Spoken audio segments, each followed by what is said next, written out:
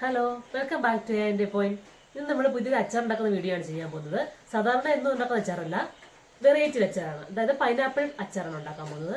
ഒരു വട്ടം ഉണ്ടാക്കി നമ്മൾ കൂടെ ഉണ്ടാക്കി നോക്കും. ഞാനിപ്പോൾ മൂന്നാമത്തെ വട്ടമാണ് ഉണ്ടാക്കുന്നത്. വളരെ ടേസ്റ്റാണ്. എല്ലാവരും ചെയ്ത് നോക്കുക. വീഡിയോയിലേക്ക് പോകാം. ചെറുതായിട്ട് കട്ട് ചെയ്ത് വെച്ച് പൈനാപ്പിൾ ഈ നീളത്തിൽ ചെറുതായിട്ട് കട്ട് ചെയ്ത് വയ്ക്കുക. ഈ പൈനാപ്പിളിൻ്റെ പുറത്തെ ആ കറുത്ത ഭാഗം ഉണ്ടല്ലോ, അത് നമ്മൾ കഴിവതും മാറ്റുക കേട്ടോ. അതുണ്ടെങ്കിൽ നമുക്ക് അച്ചാർ ഒരു ടേസ്റ്റ് ഉണ്ടാവില്ല. അതിൻ്റെ ഇത് മണ്ടയ്ക്കത്തെ കൂഞ്ഞ് നമ്മൾ കട്ട് ചെയ്ത് കളയണം.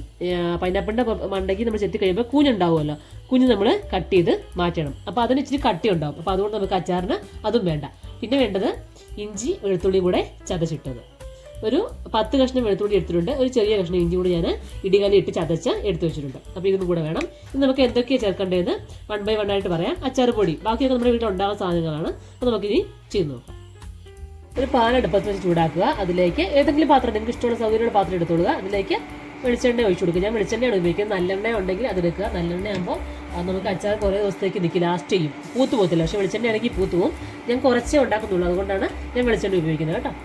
അത് ഇച്ചിരി ഏറെ ഒഴിച്ചു കൊടുക്കുക. കാരണം നമ്മളിത് അച്ചാറിനകത്ത് വെള്ളം ചേർക്കുന്നില്ല. അപ്പോൾ അതുകൊണ്ട് എണ്ണ ഒന്ന് ചൂടാകാൻ വേണ്ടി വെയിറ്റ് ചെയ്യുക. എണ്ണ ചൂടായി വന്ന ശേഷം നമുക്കതിലേക്ക് കടുകിട്ട് കൊടുക്കാം. കടുക് പൊട്ടി വരുമ്പോൾ നമ്മൾ ഫ്ലെയിം ഒന്ന് കുറച്ച് കൊടുത്തോളുക. ശേഷം കറിവേപ്പില ചേർത്തിട്ട് കൊടുക്കുക.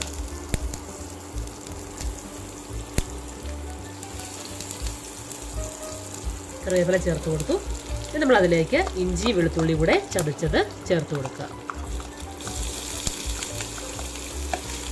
അത് അത്യാവശ്യം ഒന്ന് നന്നായിട്ട് വഴറ്റിയെടുക്കുക. കരിഞ്ഞു പോകരുത്, ഫ്ലെയിം കുറച്ച് വയ്ക്കണം.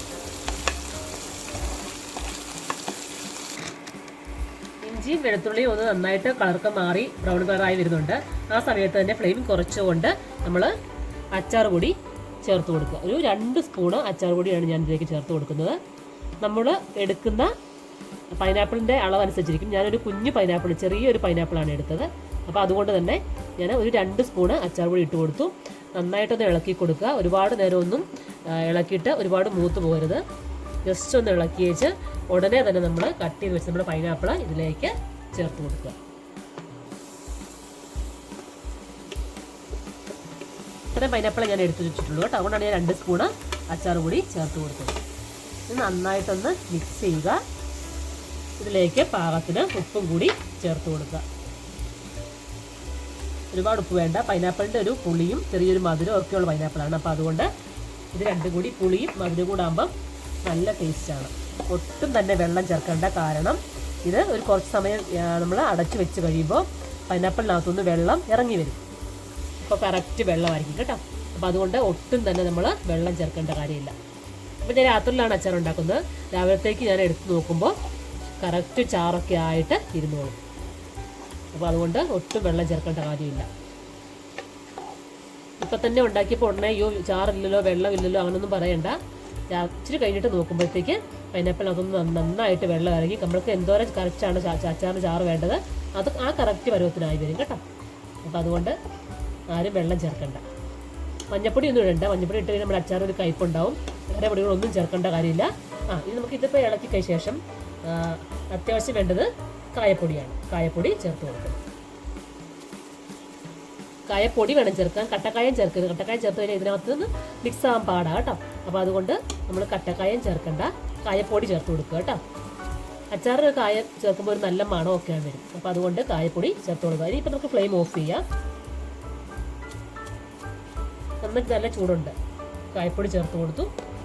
ഒരു നുള്ള ഉലുവാപ്പൊടി കൂടി ചേർത്ത് കൊടുക്കുക. ഉലുവാപ്പൊടി ഒരുപാട് വേണ്ട. ഒരു നുള്ള ഉലുവാപ്പൊടി കൂടി ചേർത്ത് കൊടുക്കുക. നന്നായിട്ടൊന്ന് ഇളക്കുക. കണ്ടോ, ഇപ്പം ഓഫാക്കിയപ്പോൾ തന്നെ കണ്ടോ ഇതിനകത്തൊന്ന് ചാറ് വെള്ളമൊക്കെ ഇറങ്ങി വരുന്നു, ചാറാവുന്നുണ്ട് കേട്ടോ. ഇത്രയേ ഉള്ളൂ. നമ്മുടെ അച്ചാർ ഇവിടെ റെഡി.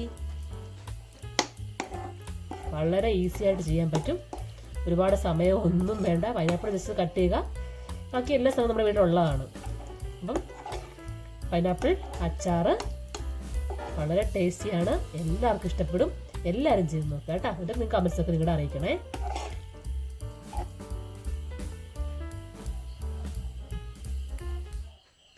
അപ്പോൾ ഇത്രയേ ഉള്ളൂ. നമ്മുടെ അച്ചാർ വളരെ സിമ്പിളാണ്. ഒരു 5 മിനിറ്റ് മാക്സിമം മതി. വളരെ ടേസ്റ്റാണ്. ഒരു പുളി മധുരം ഒക്കെ ഉള്ളത് കൊണ്ട് എല്ലാവരും ചെയ്ത് നോക്കുക. വീഡിയോ ഇഷ്ടപ്പെട്ടെങ്കിൽ ലൈക്ക് ചെയ്യുക, കമൻസ് ഒക്കെ അറിയിക്കുക. അപ്പോൾ നല്ല വീഡിയോസ് കാണാൻ. ബൈ.